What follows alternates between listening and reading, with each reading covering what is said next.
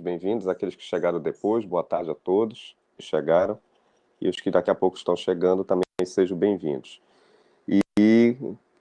A partir de amanhã, aliás, na outra semana a gente dá continuidade, claro, né? E não se preocupe que a aula de ontem a gente vai repor. Mas se tratando de doença, né, alguma coisa, a gente, sem dúvida, em respeito aos alunos, a gente repõe a nossa aula, tá? Então vamos lá, o testamento, um assunto que faz parte não só de hoje, mas de sempre. Testamento que surge em Roma, né, gente? Surge na época clássica do Códex. Os romanos já se preocupavam em formalizar como deixar uma suposta herança para aqueles eventuais herdeiros, que na época, lá em Roma, só era considerado herdeiro aqueles que fossem oriundos de uma família tradicional, e indubitavelmente também pertencente ao sexo masculino, né? As mulheres não eram, até então vocês já sabem disso, não eram consideradas membros da sociedade, que isso só veio a ser formalizado posteriormente, já no final da Idade Média, né? Com os movimentos sociais. E o testamento ele surge com esse propósito de, até então, era de natureza religiosa, porque você deveria utilizar o testamento em Roma para cultuar os deuses, né? Para formalizar todo aquele arcabouço de acervos deixado pelo patriarca, pelo chefe da família, em prol dos interesses daqueles determinados indivíduos, aqueles filhos que eram considerados herdeiros, cultuavam justamente esse ambiente, né? E que com o passar do tempo o testamento começava a se espraiar, a se estender para outras camadas, no caso, levando em consideração também a presença do sexo feminino, né? O que eu trago aqui para vocês são muitas informações, tá? Porque o testamento, ele não pode, esse estudo ele é tão abrangente que a gente poderia utilizar até um semestre todinho só para estudar testamento. Mas é o que mais me chama a atenção aqui, os elementos que eu separei para vocês, os pontos principais é o que é mais importante, pelo menos nesse primeiro momento, para que vocês levem o conhecimento, principalmente já para o exame da ordem, e que com o passar do tempo vocês vão descobrindo mais algumas fórmulas essenciais em prol do testamento, tá? A gente só aprende no dia a dia, gente, não é na teoria não, é na prática, já dizia o velho ditado popular, tá? O que eu trago de informação aqui para vocês, que de vez em quando eu vou ter que olhar para cá para não deixar de não apresentar as informações, é o chamado efeito suspensivo do testamento, tá, queridos? Como assim efeito suspensivo? O testamento, você inicia a sua confecção, a sua formalização já em vida, tá? A gente não pode deixar de entender que o testamento, ele é considerado sim um chamado ato jurídico perfeito, de natureza unilateral, tá? Porque parte da iniciativa de nós, enquanto sujeito de direito, tá? Então ele tem essa vertente de levar em consideração a nossa aptidão, a nossa vontade. Por ser unilateral, ele também vai cumprir algumas solenidades, algumas formalidades. E uma dessas formalidades é considerar justamente esse efeito suspensivo. O que quer dizer efeito suspensivo? O testamento, mesmo que ele nasça, mesmo que ele já venha a ser formalizado já em vida, né? Por exemplo, eu estou aqui de posse de um testamento, não significa dizer, gente, que ele já vai começar a produzir a sua eficácia jurídica. É diferente. O que é eficácia jurídica, professor? O verdadeiro propósito do testamento, a que ele se destina, né? Qual é a sua finalidade real? Quero fazer um testamento para contemplar, por exemplo, Daniele, né? O que que o senhor está tratando nesse testamento? O seu inteiro teor, as suas convenções ou cláusulas testamentárias. Só que essas convenções ou cláusulas, o inteiro teor do testamento, somente vai começar a produzir a sua verdadeira finalidade, a sua eficácia, após o falecimento de alguém, que no caso é desse próprio testador. Então, não me impede de eu já me precaver em vida, eu já inicio a formalização desse meu testamento, porém, a sua verdadeira finalidade, o seu teor, a sua discussão, o que ele se propõe, somente após o meu falecimento é que essa eficácia jurídica, o testamento, ele vai ser cumprido, ele vai ser levado em consideração. Isso é bem interessante a gente não esquecer. Normalmente muitos me perguntam, né, inclusive até alguns alunos, mas vem cá, a partir do momento que o senhor elabora um testamento já em vida, o senhor não já está dando eficácia jurídica para ele? Ordem de cumprimento? Ainda não, tá, queridos? Que normalmente as pessoas até confundem. Ah, porque eu já fiz um testamento, beleza, ele já está sendo realizado a sua eficácia. Não necessariamente. Nós precisamos ainda adentrar, né, no principal efeito maior, no evento maior, que é o chamado evento morte, né, que é o fato gerador principal que todo mundo já sabe. Com a confirmação desse evento morte, aí sim o testamento ele vai começar a ratificar os seus efeitos jurídicos propriamente ditos, né, as suas verdadeiras intenções, as suas verdadeiras finalidades a qual ele está destinado a ser desenvolvido, tá? Por conta disso, o que está suspenso, professor? Está suspenso, por enquanto, né? Porque a palavra suspensiva é um caráter temporário, né, queridos? Está suspenso a verdadeira finalidade a qual propõe esse testamento, mesmo que ele já exista, né? Você já iniciou, você já o formalizou, né? Você já o manuscreveu ou digitalizou, etc. Mas somente ele deverá ser cumprido depois que ocorrer a confirmação do falecimento desse testador. Isso é só para deixar muito bem claro que muitas das vezes as pessoas acabam confundindo, né? Ah, porque eu já produzi um testamento, já elaborei meu testamento, ele já começou a produzir sua eficácia, né? A sua finalidade já está em prática. Não necessariamente. Somente isso vai ser possível quando a gente obtiver, né, a confirmação da abertura sucessória, ou seja, o falecimento do próprio titular, que é o testador, tá? Então não esqueça, o efeito suspensivo ele faz parte da discussão testamentária, né? Isso a gente não pode deixar de não considerar, tá? Uma outra informação que eu coloco aqui no material, que eu estou observando também aqui, o que que pode fazer parte do testamento e o que de repente não pode fazer parte do testamento.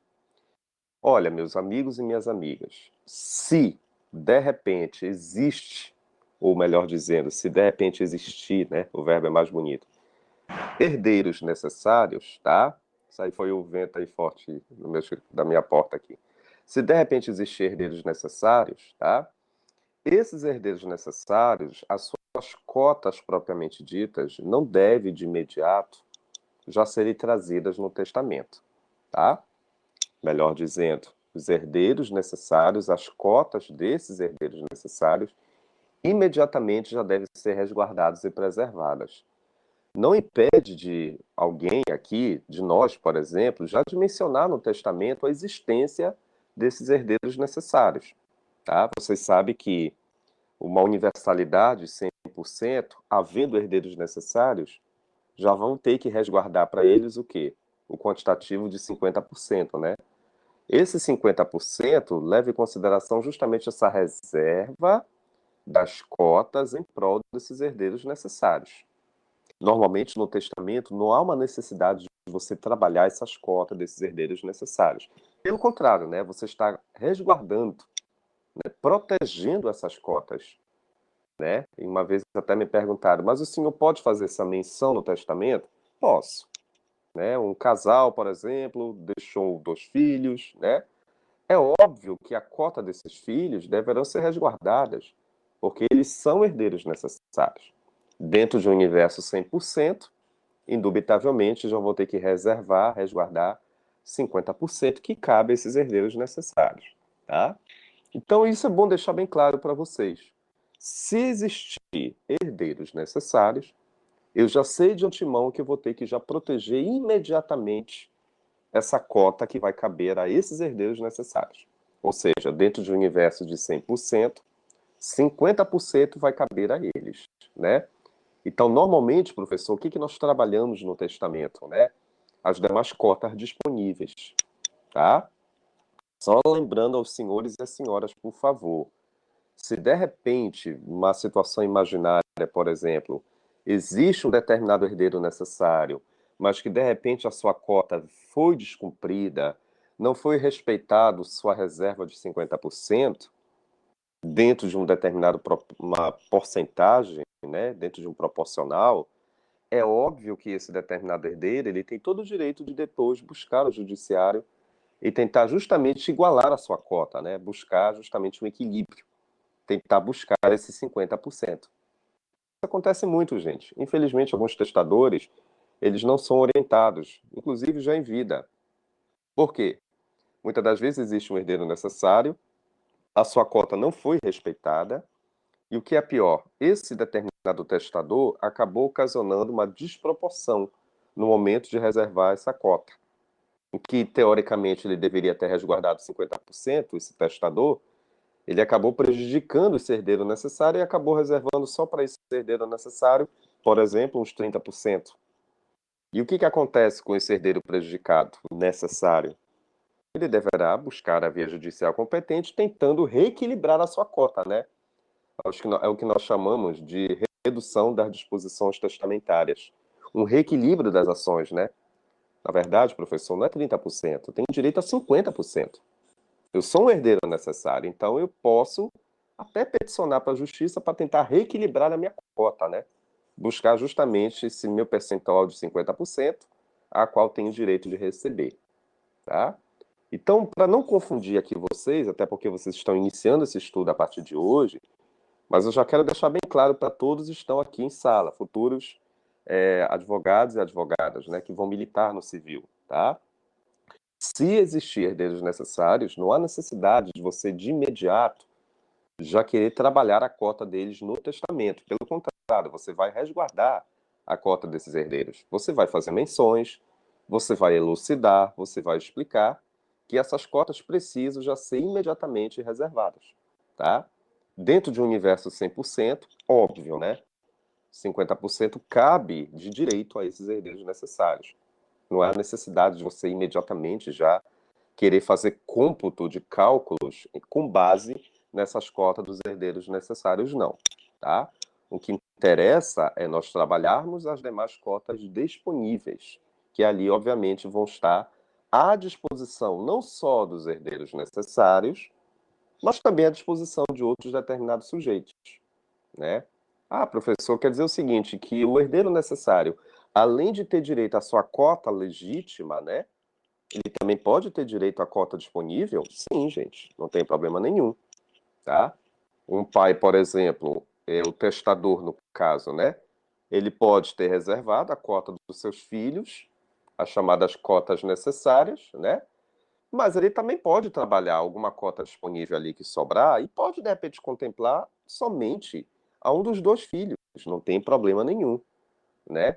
Levando em consideração que o pai está trabalhando com a cota disponível, não está prejudicando a cota já reservada dos 50% em prol dos herdeiros necessários, tá? Isso normalmente tem que ser muito bem trabalhado, muito bem lapidado, né? Perante uma orientação jurídica, que é muito importante a gente analisar. Eu tenho uma herança de R$ 1 milhão, né? Eu tenho dois filhos. Teoricamente, já vou ter que reservar imediatamente 50% para esses meus filhos, né? 500 mil são dele, de direito. É a cota legítima, tá? Os outros 500 mil eu vou trabalhar em sede de testamento. Como é que eu vou fazer essa divisão? Ah, depende. Eu posso trabalhar a divisão. De repente, eu não quero trabalhar nenhuma divisão. Eu quero somente eleger, por exemplo, um dos meus filhos para que eles fiquem, ou pelo menos para que ele somente fique com esses 500 mil, elegendo um dos dois, não tem problema. Uma coisa é certa, a cota deles, a cota necessária já foi reservada. O que eu estou trabalhando é somente a cota disponível, tá? Porque dentro de um universo 100%, tu já sabes. 50% é dos necessários e os outros 50% eu faço com que eu bem entender.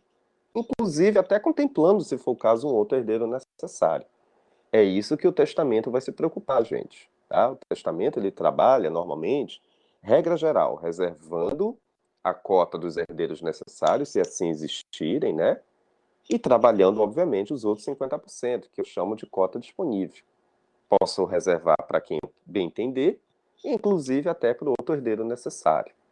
O outro irmão não pode apontar o dedo para o outro irmão. Poxa, mas espera aí, isso é uma injustiça, né? Aí o outro irmão vai dizer, não é uma injustiça, porque as nossas cotas necessárias já foram resguardadas, tá? Ocorreu o respeito pela nossa legítima. Agora, eu não tenho culpa se a cota disponível, o meu pai e o seu pai também, né, o nosso pai reservou somente para mim, tá? Isso acontece muito, infelizmente, alguns herdeiros não acabam entendendo isso, tá?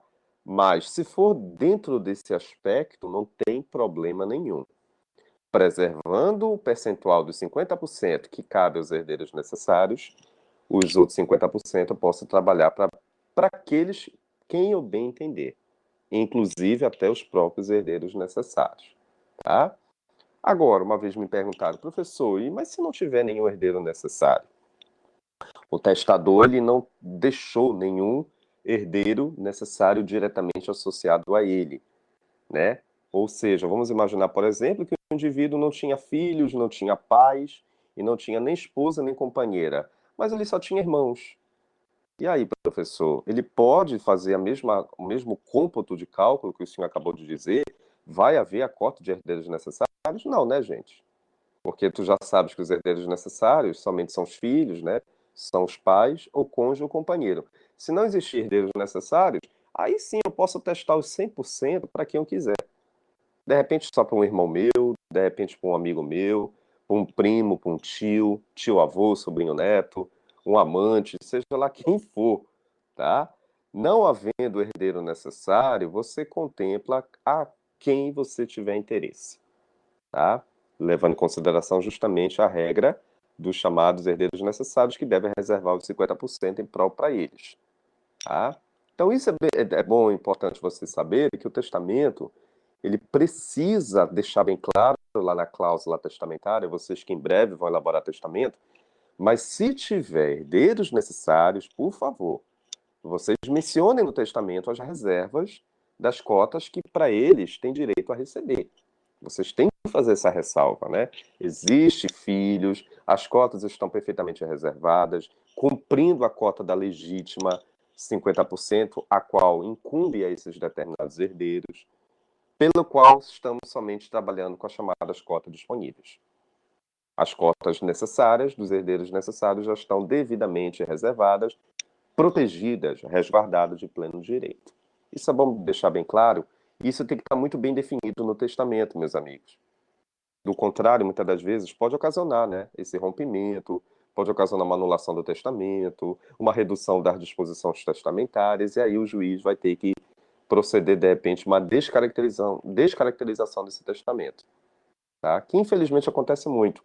Um testador ele não foi muito bem orientado em vida e acabou prejudicando a cota desses herdeiros necessários, acabou invadindo a cota da legítima do outro, e aí ocasiona todos esses inconvenientes. Então, para a gente evitar, é importante que, primeiramente, esse testador seja bem orientado. E é a nossa tarefa enquanto advogado, né? Verificar realmente se existem esses herdeiros necessários. Se existir, já sabemos, né? Temos que reservar 50% para eles. E isso tem que estar muito bem definido no testamento, tá? E a cota disponível, tudo bem, né? Aí eu faço o que eu bem entender, tá? Então, resumindo, né, isso só esse segundo item aqui que eu estou tratando com vocês. Para quem chegou agora, sejam bem-vindos, eu ainda estou no primeiro conceito, tá, gente? Então, estou dizendo a vocês que o testamento ele tem que fazer menção, né, menções, no plural, para a existência daqueles eventuais herdeiros necessários. Se existir herdeiros necessários, tá? Você somente faz menção lá no testamento, você já reserva a cota deles em prol dos interesses desses herdeiros e vai trabalhar principalmente com as chamadas cotas disponíveis. Lembrando que essas cotas disponíveis também podem contemplar herdeiros necessários, tá? Você pode testar para quem você tiver interesse, inclusive em prol dos interesses dos herdeiros necessários, tá? Isso é bom deixar bem claro para que não tenha nenhum problema no momento de interpretar e no momento de formalizar o cálculo, né, o cômputo da análise do testamento, tá? Perguntas. Lucas, professor, qual o assunto de hoje só para... hoje nós estamos iniciando oficialmente, realmente vocês... que era para nós termos iniciado ontem o estudo do testamento. Hoje eu estou iniciando o estudo do testamento, tá, gente? É a primeira parte, abordagem introdutória. Estou no item número 1, tá? Estou fazendo aqui uma introdução e a gente está iniciando hoje realmente o estudo do testamento, tá? Mas não se preocupe que a aula de ontem, depois a gente vai repor lá na frente, se uma atividade, de repente a gente faz uma análise, tá?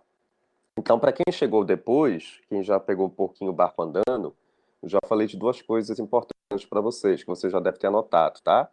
o efeito suspensivo do testamento, cuidado com isso, só para recapitular, o testamento ele já existe em vida, mas ele só começa a produzir os seus efeitos quando, a partir do falecimento de alguém, a partir da abertura sucessória, da confirmação da morte de alguém, tá? Foi a primeira informação que eu já falei aqui para vocês. E a segunda informação agora é essa que eu estou falando, né? Que o testamento ele tem que fazer uma menção àqueles herdeiros necessários que existem, tem que reservar já a cota deles, não é preciso você trabalhar essas cotas dos herdeiros necessários em sede de testamento. Normalmente o testamento, né, nós temos que verificar realmente se existem esses herdeiros necessários e se existem, como já havia mencionado, já sei que eu tenho que reservar. E a cota disponível é o que eu realmente vou realizar em sede de divisão, em sede de trabalho propriamente dito, para que eu vá depois dividir essas cotas, né? Lembrando que os herdeiros necessários também têm direito, se for o caso, a essas cotas disponíveis. Eu também posso contemplar esses herdeiros necessários, tá? Lucas, funciona como condição, exatamente, o efeito suspensivo, até porque é um efeito temporário, né? Mesmo que você já tenha formalizado hoje o testamento, mas não significa dizer que eu já vou ter que cumprir o testamento. Não, o testamento ele passa a ser realizado o cumprimento dele depois que for confirmada a morte do oficial testador. Aí sim você vai depois ingressar com ação judicial de abertura, de reconhecimento e de cumprimento do testamento. Eu vou até colocar na outra semana para vocês esse modelo de ação, que é uma ação que vai ser uma consequência da existência de um prévio testamento. Primeiro você elabora o testamento, você ainda está vivo, obviamente, né? Mas ele vai produzir a sua eficácia jurídica depois que você falecer. Mas depois que você falecer, no caso, né, você vai ter que buscar o juiz, tá? Para que lá faça cumprir aquele seu testamento. E como é que você vai fazer isso? Através de uma ação judicial, a chamada ação de reconhecimento, abertura e cumprimento de testamento. Uma coisa está em sintonia com a outra, tá? Normalmente os alunos, algumas pessoas me perguntam, porque eu já fiz o testamento, ele já vai começar a ser cumprido? Não, o testamento ele só é cumprido depois que, obviamente, ocorre o efeito gerador maior, né? Que é o evento da morte, tá? Certo, Lucas? Então essa condição, claro, né? Ela está condicionada à abertura sucessória. A morte tem que ser ratificada, não só existir, mas tem que ser comprovada, tá? O que mais? Onde é que eu estou, gente? Não, eu estou sentado, né, verificando aqui. Sim, né? Ah, tá. Eu estou olhando aqui uma outra informação. O testador, ele também tem uma grande finalidade, se ele tiver interesse, olha lá. Enquanto vida eu tiver, gente, eu posso revogar o testamento quantas vezes forem necessárias. É bom deixar bem claro para vocês que muitas das vezes as pessoas me perguntam: eu tenho limites para querer revogar o testamento? Não, não. Enquanto vida você tiver, não ficou satisfeito com aquele primeiro testamento, você pode fazer um outro testamento. Não tem problema nenhum. Lá na frente eu vou explicar para vocês como é que vai ser feita essa revogação. Só que eu quero deixar bem claro para vocês que a revogação, enquanto vida, você pode fazer em situações. Você pode, por fim, aquele testamento, iniciar um outro testamento, quantas vezes forem necessárias, tá? Inclusive, não te esquece, por favor, sempre respeitando a presença dos herdeiros necessários, tá? Se existir herdeiros necessários, não tem para onde correr. Mesmo que você vá formalizar um novo testamento, mas tem aquela velha regra, reserve, por favor, a cota desses herdeiros necessários, tá? Você já fez no primeiro momento, você continua fazendo nos momentos subsequentes. Tanto os testamentos você tiver interesse de fazer, tantos testamentos você vai ter que reservar a cota desses indivíduos, tá? Você não vai ter para onde correr. Herdeiros necessários, já está dizendo, né? São os amparados, protegidos pela norma jurídica. Não tem para onde a gente escapar. Filhos, cônjuge, companheiro e os seus pais, eles têm que estar resguardados. A cota desses indivíduos tem que estar enquadrado nos 50%, dentro de um universo de 100%, tá? Então é isso, só para deixar bem claro que eu, enquanto testador, eu não me satisfiz com esse primeiro testamento, eu achei que não ficou interessante, alguma informação ficou em aberto, eu posso então revogar, tranquilo? Eu posso fazer um novo, tranquilo, tá? Isso é perfeitamente possível. Aí teve uma vez uma aluna que eu nunca me esqueci, professor, mas eu posso de repente dividir esse testamento com alguém? Não, né, gente? Para quem chegou depois, eu falei logo no início da aula de hoje que o testamento ele é um ato unilateral, tá? Ele não é um ato bilateral. Você somente deve confeccionar o testamento considerando a sua única e exclusiva vontade, tá? Então, parte somente da sua mera iniciativa. Você não vai dividir com ninguém essa iniciativa, tá? Então, eu posso revogar tantas vezes, contanto que seja somente do meu interesse próprio. E eu não quero dividir com ninguém, tá?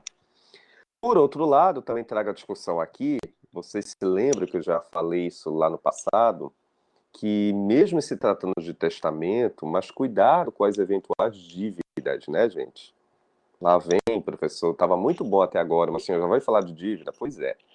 As dívidas, em se tratando também de testamento, se existir credores, é óbvio que esses credores deverão também ser acionados para, indubitavelmente, resgatar os seus quinhões, né? Os seus créditos.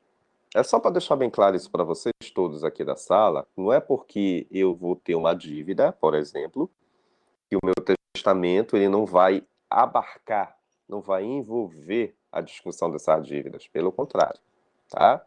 Se houver dívidas, por gentileza, é importante que previamente o testador já venha, numa linguagem coloquial, se acertar com seus credores, né? Tentar saldar essas dívidas perante seus credores. Porque se isso realmente, infelizmente, não acontecer em vida, tu já sabes da resposta, né?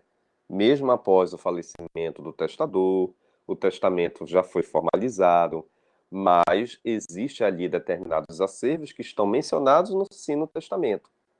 Estão ali elencados no testamento.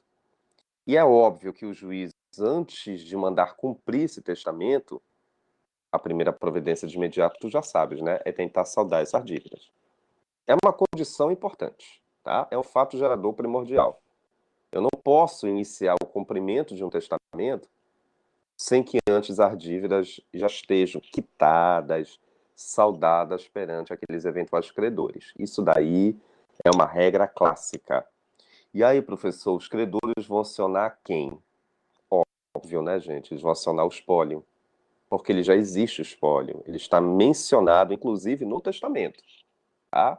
Os credores eles vão ingressar com as suas ações de cobrança com esse propósito de se saciarem, né? Com base naqueles valores pelos quais eles têm direito a receber, acionando, obviamente, o espólio. Só que o espólio está consignado, está apresentado no testamento. E vem aquela velha regra, né? Que eu te falei. Os credores, eles têm todo o direito de se ressarcirem. Claro, né? Acho que aquela redação do artigo 1821, que eu até comentei contigo, né, nas aulas anteriores, né? Os credores têm direito de se habilitarem com as suas ações de cobrança em respeito aos limites do exercício do quê?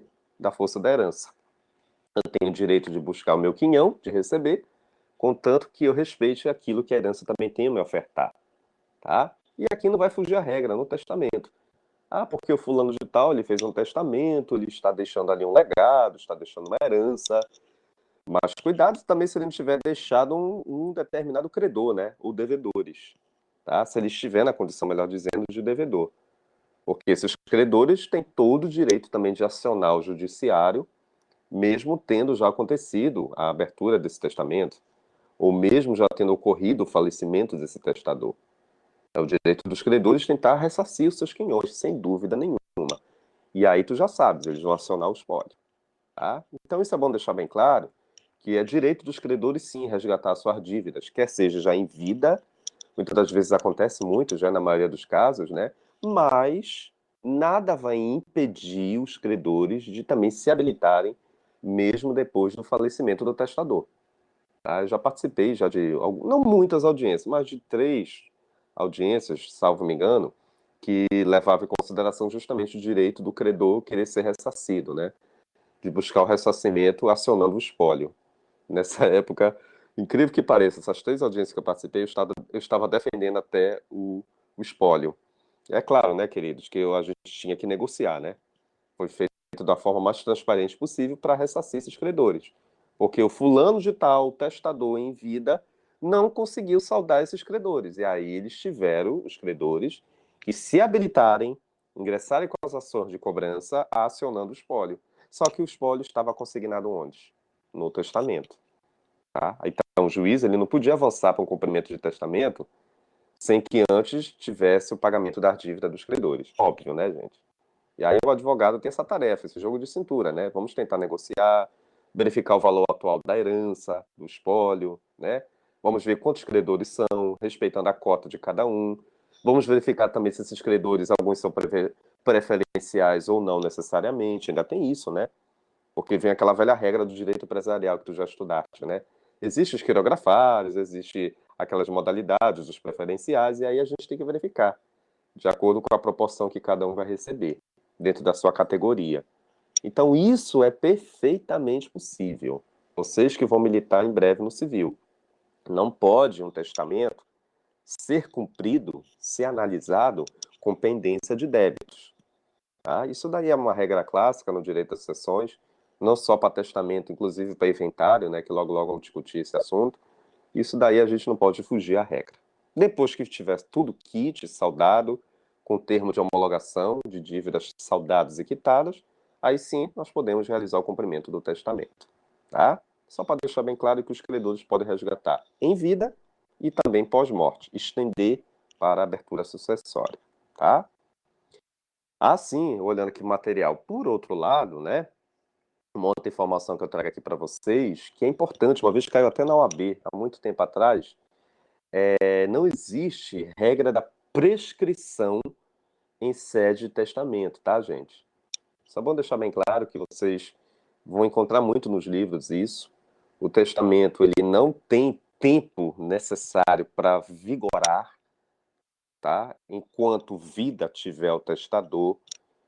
Óbvio, professor, que eu posso me arrepender, eu posso, como o senhor já havia mencionado, né, eu posso revogar aquele testamento. Ah, porque eu fiz hoje um testamento, hoje é dia 20 e pouco, dia 6 de maio, o testamento ele vai ter uma validez a partir de hoje. Não, gente, tá? Pelo contrário, não existe prescrição. Prescrição é um exercício, é um reconhecimento de um ato jurídico, de um direito, né? De cumprimento de um exercício de um direito. Não, no caso do testamento, não tem realização de atos prescricionais, tá? O que pode acontecer posteriormente é já em sede futura, quando esse testamento for lido, for cumprido, né? For realizado todo o seu ato solene, aí sim, né, gente, em sede de cumprimento de sentença, aí são outros prazos específicos e vai obedecer uma prescrição, para dentro de um exercício de obrigação, uma obrigação de fazer, uma obrigação de cumprir.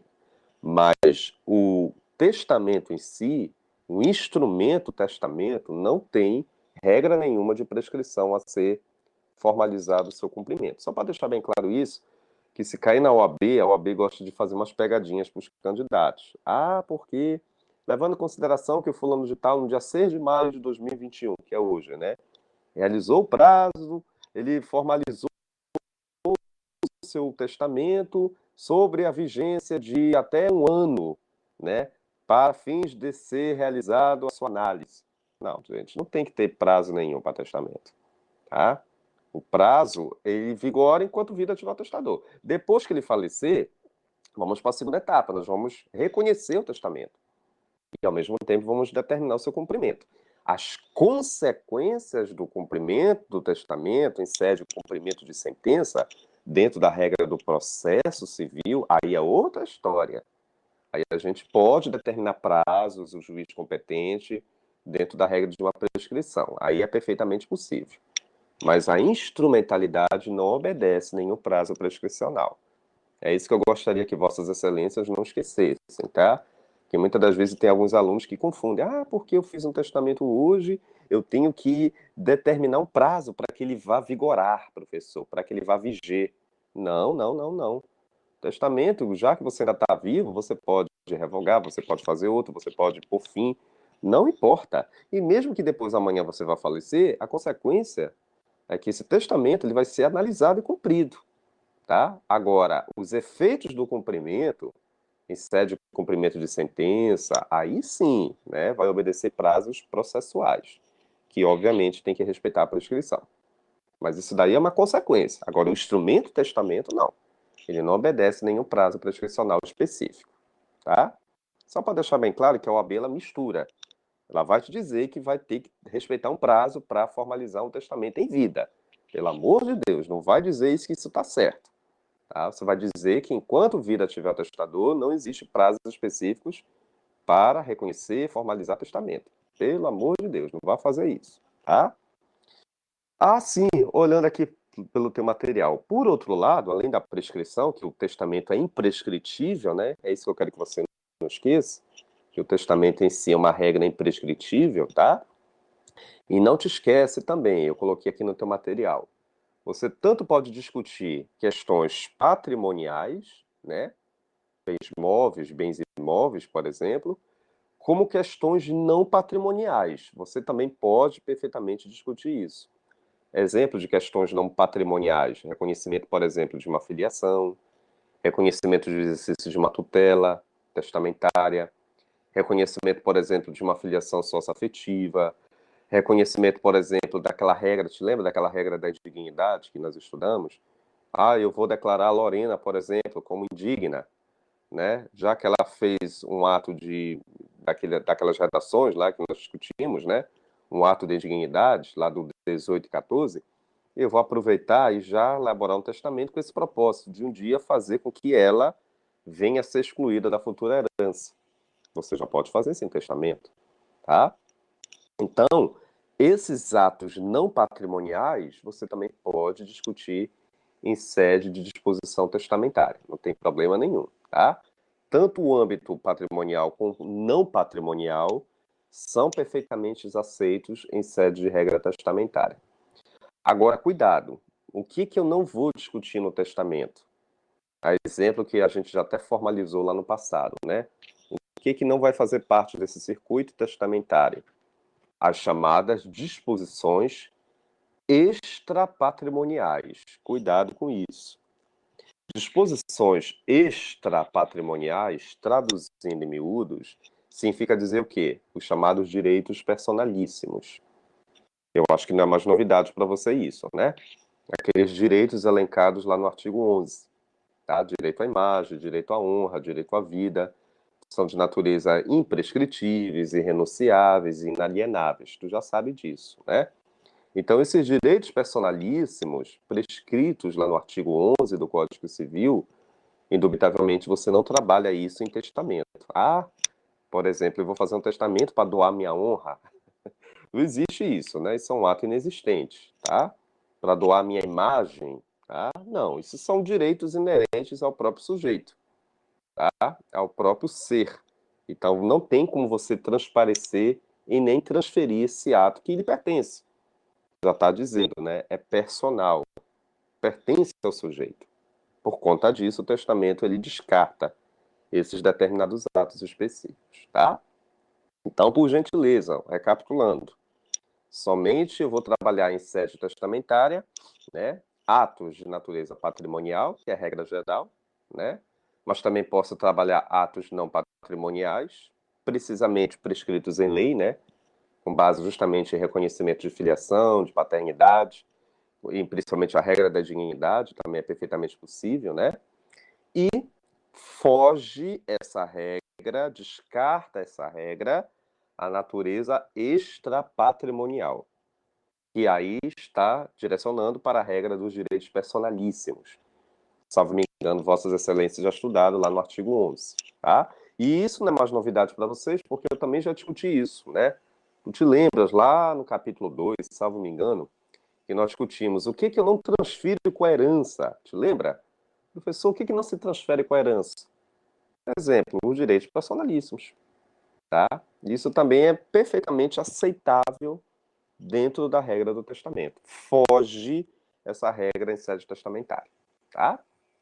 Então, caráter extrapatrimonial, indubitavelmente eu descarto essa discussão em sede testamentária, tá? Por outro lado, dando continuidade aqui ao nosso estudo, já que são algumas informações que eu tenho que passar aqui para vocês, né? Já falando agora do próximo quesito, que é fundamental, a chamada capacidade e legitimidade para testar. Pois bem, né, professor, quem é que pode realizar a lavratura de testamento? Traduzindo, quem é que pode estar na condição de legítimo? Quem é que pode testar? Dentro dessa regra, tá? Já te digo de imediato que a regra geral, qualquer pessoa que apresente uma plena capacidade, tá? Regra geral, tá? Está apto a formalizar o seu testamento. Porém, como toda regra tem a sua exceção, o que que nós podemos falar de exceção? Aquelas pessoas que de repente já apresentarem uma idade mínima a partir dos 16 anos em diante, tá? Indubitavelmente está até já me cheirando aquelas figuras dos relativamente incapazes, né, gente? Os relativamente incapazes, abre-se uma exceção à regra para eles, tá? Quer dizer o seguinte, que se eu apresento uma idade cronológica de 16 anos em diante, eu já estou apto o suficiente para formalizar meu testamento, professor? Indubitavelmente sim, tá? E isso é perfeitamente possível, né? A regra você já sabe, pessoas com plena capacidade civil. A exceção, mesmo estando na condição de relativa incapacidade, a partir dos 16 anos para frente, né, eu posso firmar meu compromisso e já querer formalizar meu testamento. E outra coisa também que eu trago aqui para vocês, que a lei também nos informa, mesmo estando já nessa condição de 16 anos em diante, eu não vou precisar também da figura dos assistentes, da assistência judicial, para formalizar, para defender um direito em sede de testamento. Eu não precisarei constituir assistentes, principalmente aqueles indivíduos que apresentam a idade cronológica entre 16 a 18 anos incompleto, que está nesse intermédio, né? Nesse meio termo. Não vou precisar constituir assistentes para que venham me assistir em sede de uma audiência, por exemplo, de reconhecimento, de abertura, de cumprimento de testamento. Não preciso de assistência, tá? Porque a lei, obviamente, está me autorizando para que eu venha formalizar esse ato. Tranquilamente, eu tenho um aparato a meu favor, tá? Perguntas, Lucas. As exceções entram também duas, como? As exceções entram, sim, sim, dos desmembrados. Sim. Aqueles indivíduos que, por exemplo, forem até solicitado uma antecipação da sua maioridade civil, também é perfeitamente possível a gente encaixar. O indivíduo, ele tem 16 anos, né? Eu posso também solicitar uma maioridade. Aquele indivíduo que, de repente, perdeu, né, o exercício de um poder familiar, também é perfeitamente possível realizar aí uma formalização de um testamento. Mesmo que, de repente, não venha mais fazer parte daquele contexto familiar. Inclusive, eu já tive até um cliente, Lucas, em companhia, que ocorreu no passado, até uma perda de um exercício de um poder familiar, uma questão particular, né, mas que já envolveu até o direito penal, não só o civil, né, a gente teve que acionar também o Estatuto da Criança, mas não deixou de formalizar para essa criança, podemos dizer assim, né, para esse adolescente, o direito de formalizar um testamento, né, que foi justamente isso que esse adolescente fez, né, eu instruí e ele confeccionou um testamento particular. Nessa época ele tinha 17 anos, isso foi algum tempo atrás. Mesmo com a perda do exercício, do desmembramento, do exercício do poder familiar, que ocorreu no momento, tá? Mas eu quero que vocês não esqueçam que a assistência, mesmo estando nessa condição de relativa incapacidade, não tem problema, eu descarto, tá? A lei me ampara. Eu não tenho ainda uma plena capacidade, mas eu posso levar adiante meu projeto de querer formalizar um testamento, sem dúvida nenhuma. Pertencendo ou não àquele ex-familiar, se de repente ocorreu alguma destituição, se vier a acontecer uma eventual destituição, eu não vou ficar afastado, né, tolhido do exercício desse direito. Pelo contrário, eu vou estar totalmente amparado, tá? O que mais que eu trago aqui para vocês? Sim, por outro lado, uma outra discussão importante. Eu não sei se vocês estão com o velho de Neco aí, mas se não, depois vocês vão ver com calma. Existe aquela redação do artigo 1860, tá? O 1860 do Código Civil, que é uma discussão muito interessante com relação àquelas pessoas que apresentam ou não um discernimento. A lei até está dizendo aí um pleno discernimento, né? Ou que de repente ainda não tiveram nenhum pleno discernimento.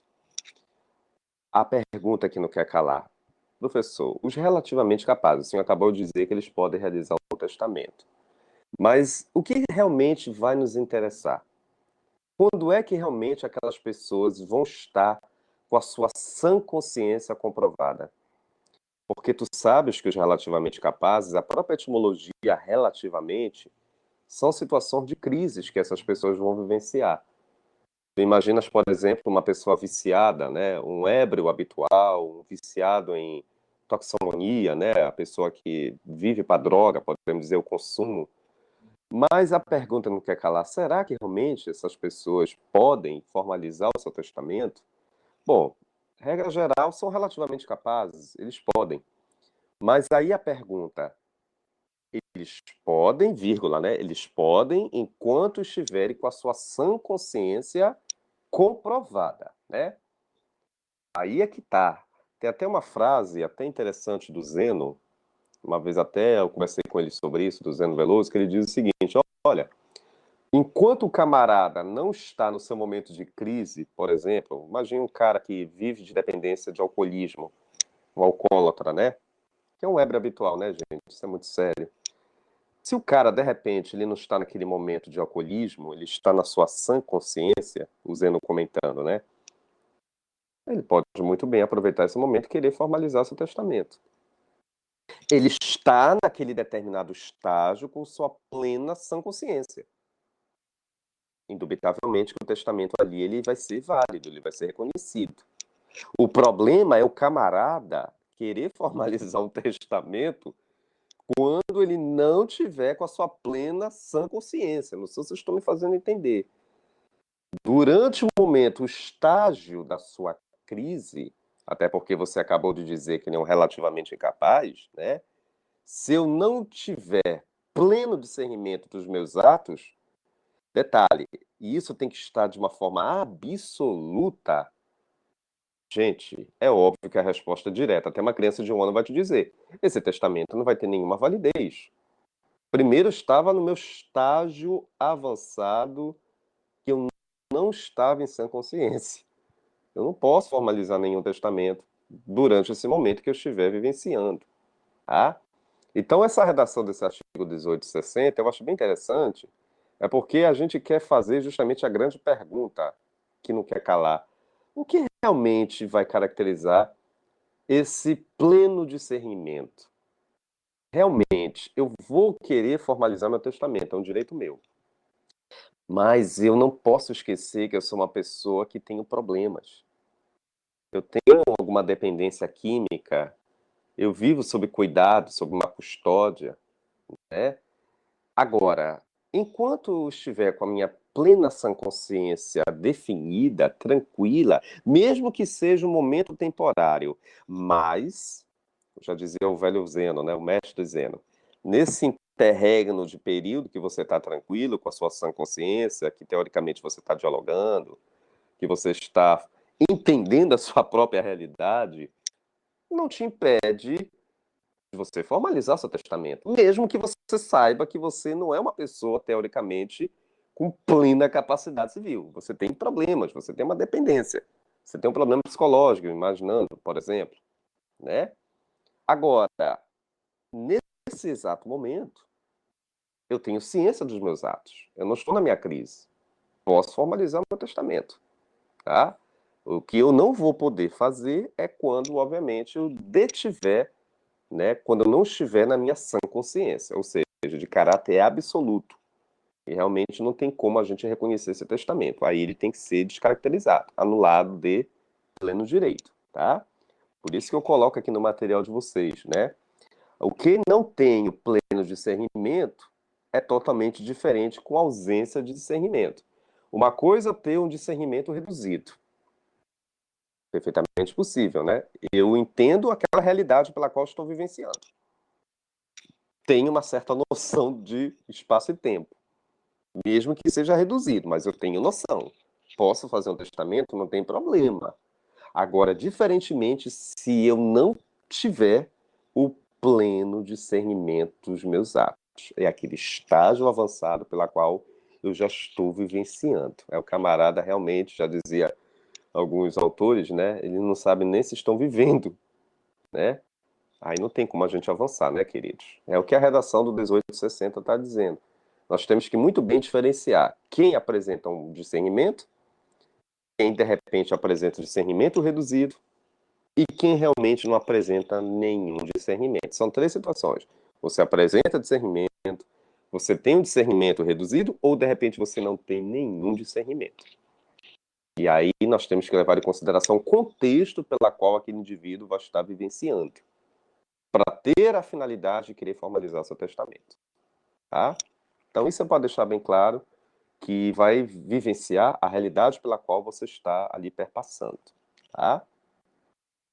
Ainda aqui nesse quesito número 2, na parte da capacidade e a legitimidade, tá? Já falei para vocês que no caso da assistência para aqueles indivíduos relativamente capazes, isso não é regra para o testamento. Você pode até descartar,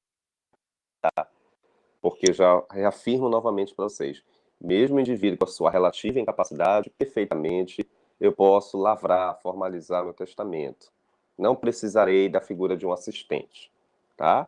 Até porque o senhor acabou de dizer, eu sou uma pessoa, por exemplo, dependente, eu estou com um tratamento de drogadício, né? Eu tenho uma clínica, estou me especializando, eu estou me tratando nessa clínica, né? Então, se eu resolver formalizar um testamento com a minha consciência, mesmo que seja reduzida, mas eu sei realmente o que eu estou fazendo, não vejo nenhum problema desse testamento ser reconhecido.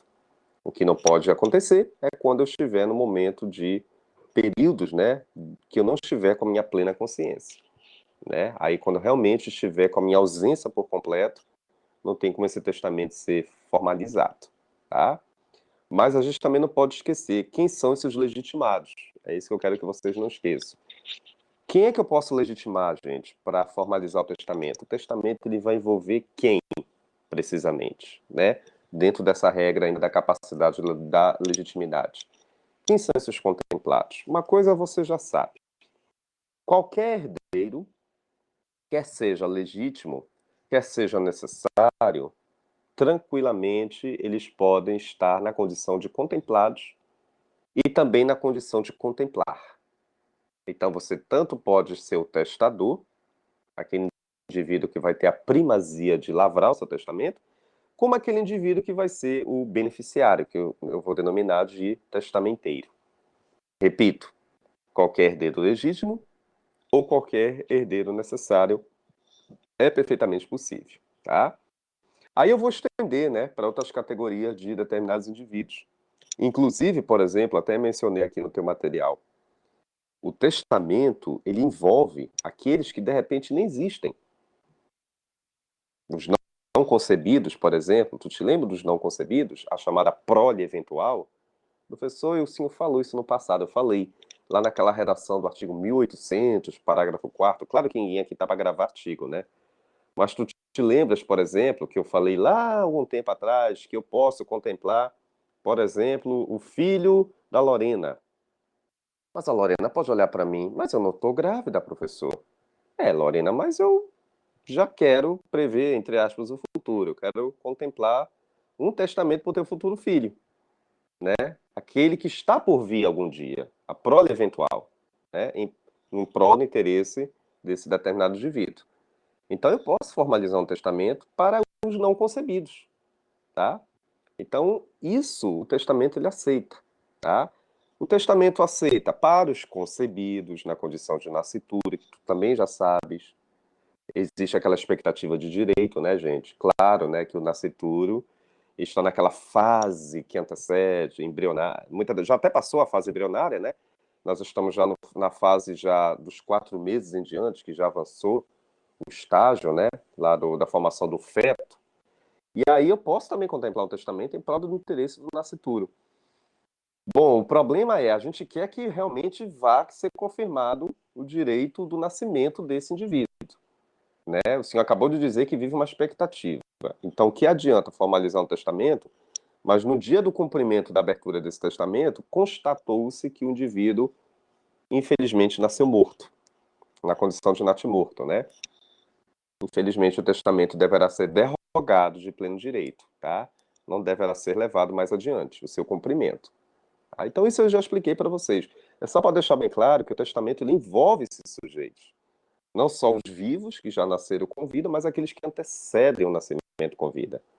Aí a gente inclui o nascituro, a gente inclui também aqueles que nem sequer já estão concebidos, só vivem no imaginário, no projeto de vida daquele indivíduo, que é a chamada prole eventual, os não concebidos, tá? O testamento também envolve cuidado às pessoas jurídicas, tu já sabe disso. Já falei isso contigo lá na redação ainda do artigo 1800.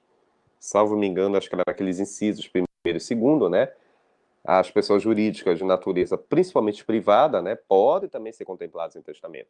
Só não te esquece que no caso das pessoas jurídicas, elas não têm capacidade para formalizar testamento, né, gente? Elas têm capacidade só para serem contempladas em sede de testamento. Então elas estão no polo passivo, tá? Elas não podem formalizar o seu testamento como um todo. Somente deverão ser contempladas. E não te esquece, as pessoas jurídicas, elas primeiramente têm que o quê? Existir. Te lembra disso? Então eu posso muito bem lavrar um testamento para contemplar a fundação fulano de tal, que é uma pessoa jurídica de direito privado. Porém, essa fundação já tem que apresentar o seu ato constitutivo perfeitamente definido em cartório, registrado. Então, no dia da audiência de cumprimento, de testamento, de reconhecimento, é representante daquela fundação, excelência, nossa fundação já está registrada no cartório de nota X. Já temos o nosso ato constitutivo definitivamente definido. Beleza, né? Então a pessoa jurídica tem que existir previamente, tá? Então esses são os legitimados que podem contemplar e que também podem ser contemplados, com uma exceção das pessoas jurídicas. Repito, as pessoas jurídicas somente deverão ser contempladas. Em detrimento, né, em contrapartida, nós, pessoas naturais, podemos fazer as duas coisas ao mesmo tempo, contemplar e ser contemplados, tá? Só para deixar bem claro isso, porque eu já discuti isso no passado para vocês, lá no artigo 1800. É, professor, já faz um tempo. Sim, a gente discutiu isso lá no capítulo 2, tá? Por outro lado, dando andamento aqui à nossa discussão, já avançando aqui para o item número 3. Ei, gente, por enquanto tá tudo ok? Eu tô indo embora. Vocês estão entendendo? Tá tudo legal mesmo? Tá alguma dúvida aí com vocês? Estão me fazendo entender enquanto estou tomando uma água aqui? Tá tudo bacana? E aí é um assunto bem gostoso e a gente dialoga, né? E aí eu posso me empolgar. E antes de eu avançar, eu quero saber se está tudo ok. Uhum. Estão conseguindo entender. É bom a gente dar uma paradinha às vezes para ouvir também os alunos, né? Porque cada quesito tem uma informação específica. Eu não quero que vocês saiam com dúvida, tá?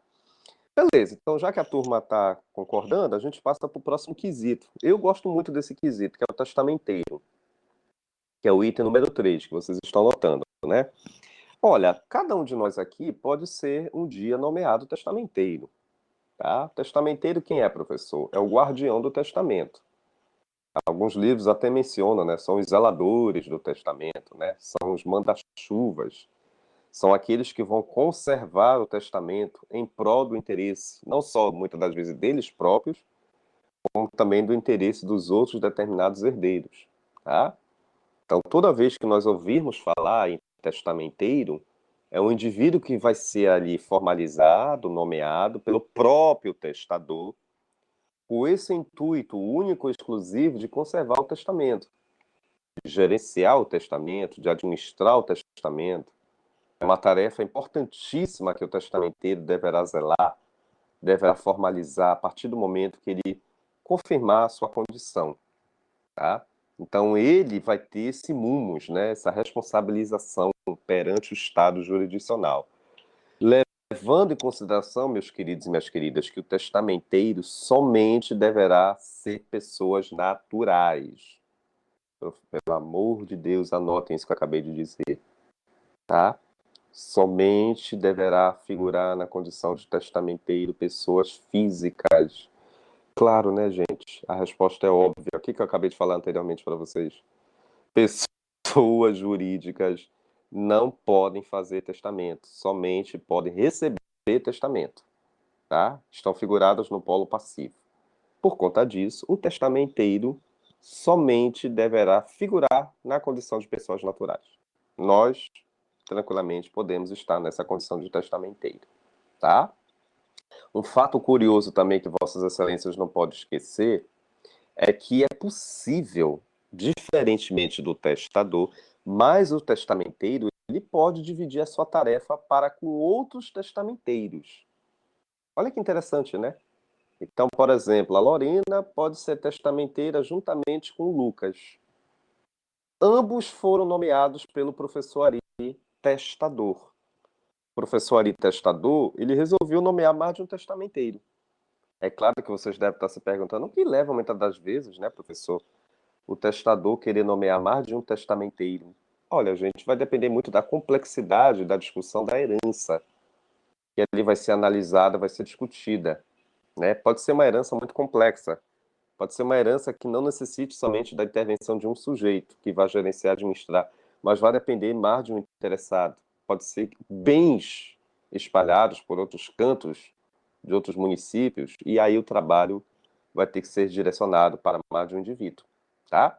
Então, só para deixar bem claro para vocês que o testamenteiro ele vai agir muitas das vezes até de forma conjunta, tá? Eu posso realizar a divisão das tarefas para mais de um, diferentemente do testador, né, gente? O testador ele é unilateral. Só o professor Ari não vai, eu não vou dividir com ninguém esse meu testamento, tá? O testamento ele não é conjuntivo perante o testador, mas o testamento é conjuntivo perante o testamenteiro. Vocês estão notando isso? Não esqueçam disso, tá? Testamenteiro pode ser mais de um, sim. Vai depender da complexidade da análise, da discussão daquela herança que está sendo ali colocada em discussão, já está dizendo, né? Tá? Então, isso é perfeitamente possível. Tanto eles podem agir conjuntamente e até sucessivamente. Por exemplo, durante um determinado período, né, após a abertura do testamento, é perfeitamente possível que durante esse momento a testamenteira Lorena vai realizar o ato de testamentaria, de administração desse testamento. Depois que finalizar esse período, vamos transferir a responsabilidade para o novo testamenteiro. Por exemplo, para o fulano de tal. Então a Lorena deixa o seu posto, né, que até então ela estava ocupando, e aí sucessivamente o próximo testamenteiro vai ter o mesmo ônus de compromisso que iniciou pela primeira testamenteira, que no caso foi a Lorena, tá? Então, o testamenteiro pode trabalhar ao mesmo tempo, juntos, de forma conjunta, é isso que eu quero que vocês não esqueçam, anotem aí. O trabalho pode ser dividido de forma conjuntiva, cuidado com essas palavras que a OAB adora, tá? O testamenteiro pode trabalhar de forma conjuntiva ou sucessiva. Sucessivamente, um testamenteiro sai do seu posto para que o outro, posteriormente, venha adentrar, venha dar andamento àquele feito, que já se iniciou previamente por aquele primeiro. Tudo bem? Então, são as duas formas pelas quais o testamenteiro tranquilamente pode formalizar. Conjuntamente, todos trabalhando em parceria, em solidariedade, ou sucessivamente, tá? Por outro lado, quem pode ser testamenteiro, professor? Óbvio, qualquer herdeiro, legítimo ou necessário, tá? A mesma regra que serve para o testador também serve para o testamenteiro. E, inclusive, o testamenteiro ele até estende para terceiros, que não necessariamente vão apresentar uma relação de parentesco para com decujos. Terceiros estranhos à relação, tá, gente? Repito, testamenteiro pode ser tanto parentes diretamente associados ao finado, né, ao decujus, como também pode ser terceiros estranhos à relação. Pessoas de inteira confiança, né, que muitas das vezes foi nomeado ali perante o próprio testador, ele já formalizou isso daí no testamento. Claro que vocês devem estar se perguntando, o testamenteiro ele já é mencionado já no testamento em vida, tá? Ele já aproveita o momento, já que é uma pessoa de confiança, o testador ele já menciona na sua redação do seu próprio testamento a figura desse testamenteiro, tá? Por outro lado, é importante também não esquecer, ninguém é obrigado a aceitar a condição de testamenteiro, tá? O professor Ari, por exemplo, pode ter nomeado a Lorena como testamenteira. O juiz ele vai ler o testamento e vai confirmar. O professor Ari deixou a responsabilidade, senhora Lorena, para que a senhora formalize a sua condição de testamenteira. Vai da Lorena querer confirmar ou não. Ela pode muito bem dizer ao magistrado que aceita essa condição de testamenteira ou não necessariamente, tá? Ela pode se negar a isso. Ninguém é obrigado a aceitar a condição. Porém, se ela se prontificar, se ela confirmar, ela vai assinar um termo de responsabilidade perante a Secretaria da Vara competente, que ela vai assumir esse compromisso de guardiã, de responsável em sede de testamento, tá? Então, cuidado. Uma vez nomeado o testamenteiro pelo testador, fica na mera liberalidade desse próprio testamenteiro em querer confirmar ou não a sua condição. Ninguém é obrigado a aceitar. Mas, se o testamenteiro confirmar a condição, ele deverá assumir um termo de responsabilidade, que é um documento oficial que vai ser formalizado na própria Secretaria da Vara competente. E ali você vai formalizar o seu ato de nomeação. Só para deixar bem claro isso, porque seria um absurdo que isso fosse imposto contra a vontade de alguém. Aí já seria uma coação. Coação é vício, tá? Por favor, só para a gente finalizar aqui, não esqueça, tá? Pelo menos essa terceira parte do testamenteiro.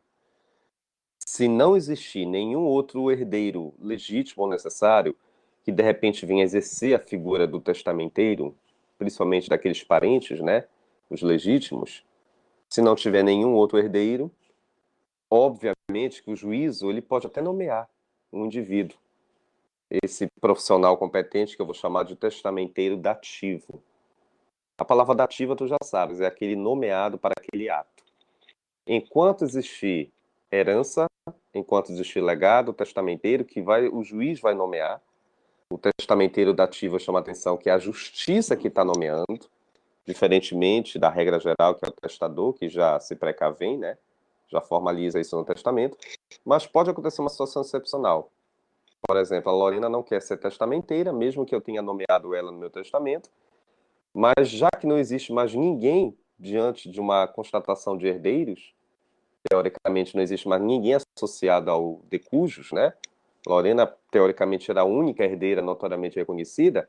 E agora? Como é que nós vamos fazer? Teoricamente, eu vou ter que nomear um responsável legal. Aí já parte da iniciativa da justiça. É o chamado testamenteiro dativo. É o camarada que vai assumir a responsabilidade. É um profissional, né, gente? Normalmente é um bacharel em direito que vai assumir esse compromisso de gerenciar esse testamento, tá?